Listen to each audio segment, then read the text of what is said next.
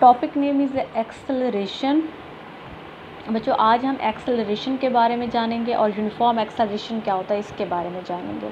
Last वाला जो आपका लेसन था वहाँ पे आपने वेलोसिटी और यूनिफॉर्म वेलोसिटी के बारे में जाना था। अब एक्सेलरेशन का कंसेप्ट क्लियर करने के लिए हम एक सिंपल एग्जांपल लेंगे। देखिए पहला सवाल उन्होंने टॉपिक में पूछा, when does a body possesses acceleration, किसी जिस्म में किस वक्त एक्सेलरेशन होता है। ठीक है, तो मिसाल लेते हैं कि आप एक गाड़ी में जो है ट्रैवलिंग कर रहे हैं, तो गाड़ी की जो स्पीड होगी वो हर वक्त एक जैसी नहीं होगी। ठीक है, ज़ाहिर है उसकी वेलोसिटी जो है चेंज होती रहेगी, वक्त के साथ साथ एक जैसी नहीं होगी। गाड़ी जो है बिल्कुल स्ट्रेट हरकत नहीं कर रही होगी, ज़ाहिर है उसने कोई मोड़ भी काटनी होगी, उसकी डायरेक्शन भी चेंज होगी। तो ज़ाहिर है जब गाड़ी की डायरेक्शन तब्दील करनी है, एक रोड से दूसरी रोड की तरफ आपने मुड़ जाना है, तो उसकी स्पीड जो होगी वो आपने कम करनी है। ठीक है, किसी वक्त आपकी गाड़ी की स्पीड ज़्यादा हो जाएगी, किसी वक्त उसकी स्पीड कम हो जाएगी, डायरेक्शन भी साथ साथ चेंज होती रहेगी। अब जैसे ही गाड़ी की स्पीड कम होगी या ज़्यादा होगी, या फिर जब उसकी हम डायरेक्शन चेंज करेंगे तो उसके अंदर एक्सेलरेशन प्रोड्यूस होगा उस गाड़ी के अंदर। ठीक है, पहला पैराग्राफ रीड करते हैं, फिर हम जो है एक्सेलरेशन की डेफिनेशन की तरफ आते हैं। In many cases, the velocity of a body changes due to change either in its magnitude or direction or both.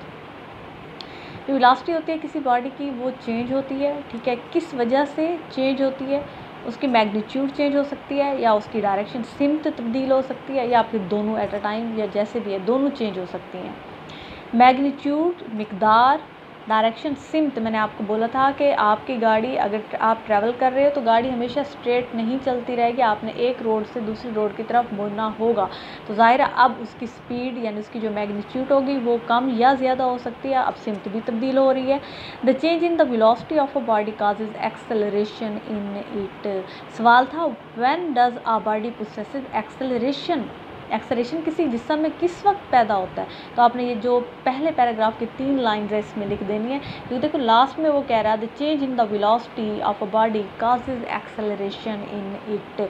किसी जिस्म की जब वेलोसिटी तब्दील होती है अब उसके अंदर एक्सेलरेशन प्रोड्यूस होगा। ठीक है, पिंक बॉक्स में डेफिनेशन को देखोगे आप लोग, acceleration is defined as a rate of change of velocity of a body. ठीक है, वेलोसिटी में जो तब्दीली की शरह होती है किसी जिस्म की वो उसकी एक्सेलरेशन कहलाती है। अब इसका फार्मूला क्या बनेगा, acceleration is equal to change in velocity या फिर और डिवाइडेड बाय टाइम टेकन, कितने टाइम में उसकी वेलोसिटी के अंदर चेंज कितना आया। फिर उन्होंने लिखा acceleration is equal to final velocity minus initial velocity divided by time taken.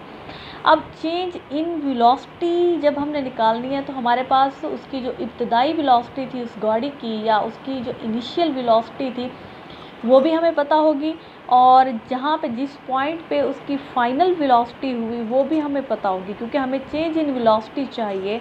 तो चेंज इन वेलोसिटी के जो होता है हमारे पास ये final velocity minus initial velocity होता है। फाइनल वेलोसिटी की जो वैल्यू होती है आपके पास उसमें से आप इनिशियल को माइनस कर लेते हो तो आपके पास चेंज इन वेलोसिटी आ जाता है। ठीक है, एक्सेलरेशन को स्मॉल ए से शो किया जाता है और ये एक वेक्टर क्वांटिटी है, इसके ऊपर आप एरो डालोगे, a is equal to V F minus V I. V आपको पता है कि ये वेलोसिटी को शो करता है। ठीक है, इसके ऊपर भी एरो डाल दें या इसको थोड़ा मोटा करके लिख दें। v के साथ आपको बिल्कुल नीचे जो है उसके राइट साइड पे बिल्कुल बॉटम पे स्मॉल f नज़र आ रहा है, ये शो कर रहा है फाइनल को, और v के दूसरे v के साथ i लगा हुआ है, ये इनिशियल को शो कर रहा है कि बात तो हम वेलोसिटी की कर रहे हैं, लेकिन ये पहले वाली vf जो है फाइनल वेलोसिटी है, vi जो है ये इनिशियल वेलोसिटी है, और टाइम हमेशा t से शो किया जाता है, तो बट्टे के नीचे आपने t लगा दिया क्योंकि ये रेट है, rate of change of velocity है।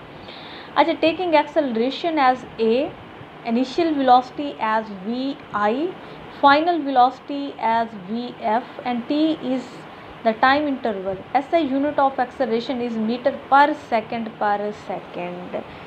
वेक्टर क्वांटिटी है, सबसे पहले आपने उसकी डेफिनेशन लिखनी है।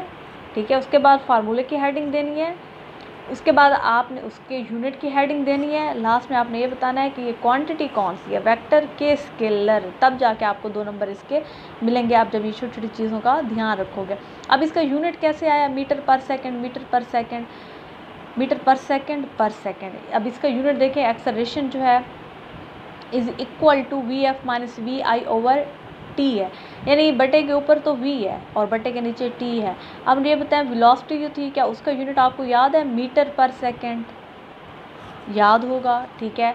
तो बटे के ऊपर तो आप लिख दोगे मीटर पर सेकेंड, बटे के नीचे है t और t का यूनिट क्या होता है, सेकेंड। यहाँ बटे के नीचे आ जाएगा सेकेंड, मीटर पर सेकेंड ऊपर लिखा हुआ था, 1 सेकेंड बटे के नीचे है, तो ये सेकेंड जब ऊपर चला जाएगा तो उसके अंदर ऐड हो जाएगा, यानी -1 एक होगा, -1 दूसरा होगा, तो वो ऐड हो जाएंगे, अलामत माइनस की ही रहेगी, तो उसको हम पढ़ेंगे मीटर पर सेकेंड पर सेकेंड। ये तो हो गया एक्सेलरेशन, ठीक है।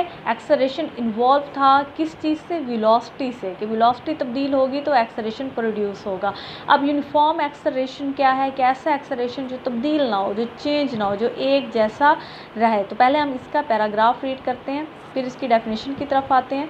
The average acceleration of a body given by equation 2.3। अच्छा, आपने इक्वेशन 2.3 को ज़रा देखना, ए जो है वहाँ पे, या जो हमने ऊपर जो एक्सेलरेशन पढ़ा उसको हमने एवरेज बोल दिया कि एवरेज है। एवरेज से मुराद ये है कि ये वक्त के जो मसावी वक्फे होते हैं वहाँ पे ये तब यानी वैल्यू तब्दील हो सकती है, लेकिन जब हम एवरेज ले लेते हैं उन सब की तो फिर वैल्यू फिक्स हो जाती है। Let the time T is divided into many smaller intervals of time. Time जो होता है वो छोटे छोटे वक्फों में तकसीम कर दिया जाता है। If the rate of change of velocity during all these intervals remains constant then the acceleration a also remains constant. Acceleration base कर रहे हैं वेलोसिटी के ऊपर।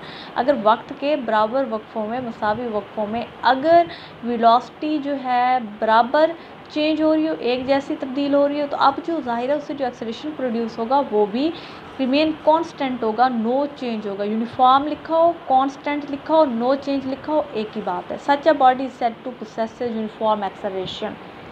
चलें जी, डेफिनेशन रीड कर रहे हैं अब हम। A body has uniform acceleration if it has equal changes in velocity in equal intervals of time however short the interval may be। एक बॉडी जो है, जिस्म जो है, उसका एक्सेलरेशन यूनिफॉर्म होगा इफ़ अगर it has equal changes in velocity, अगर उसकी वेलोसिटी में तब्दीली एक जैसी है, in equal intervals of time, और टाइम के बराबर वक्फों में, however short the interval may be, वो वक्त के जो वक्फे हैं मतलब वो जितने भी छोटे हैं इस बात से कोई फ़र्क नहीं पड़ता, लेकिन जो वेलोसिटी की जो चेंज था वो सेम होना चाहिए। यहाँ पे अभी आपने एक्सेलरेशन की डेफिनेशन पढ़ी, यूनिफॉर्म एक्सेलरेशन की डेफिनेशन पढ़ी, ठीक है, 2 डेफिनेशंस हो गई। यहाँ से मज़ीद जो है आपका एक शॉर्ट क्वेश्चन भी बन सकता है, डिसेलरेशन और रिटार्डेशन जिसको बोलते हैं, कि नेगेटिव एक्सेलरेशन क्या होता है। बहरहाल ये पैराग्राफ पेज नंबर 39 पे वेरी इंपॉर्टेंट, यहाँ से आपका शॉर्ट क्वेश्चन आता होता है। देखते हैं ज़रा क्या है। Acceleration of a body is positive. Acceleration positive भी होता है बच्चों, नेगेटिव भी होता है, तो differentiate between positive acceleration and negative acceleration, एक और क्वेश्चन आपका आ सकता है। Acceleration of a body is positive if its velocity increases with time. वक्त के साथ साथ अगर उस जिस्म की वेलोसिटी बढ़ रही है तो एक्सेलरेशन पॉजिटिव होगा। The direction of this acceleration is the same in which the body is moving without change in its direction.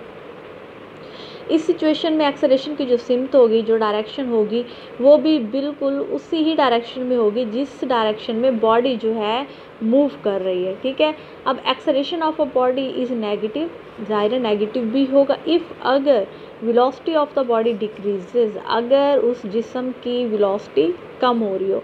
The direction of negative acceleration is opposite. अब इस सिचुएशन में नेगेटिव एक्सेलरेशन की जो direction होगी वो opposite होगी किसके, to the direction in which the body is moving, जिस सिमत में गाड़ी मूव कर रही है उसके अपोजिट होगी। Negative acceleration is also called deceleration और रिटार्डेशन, ठीक है।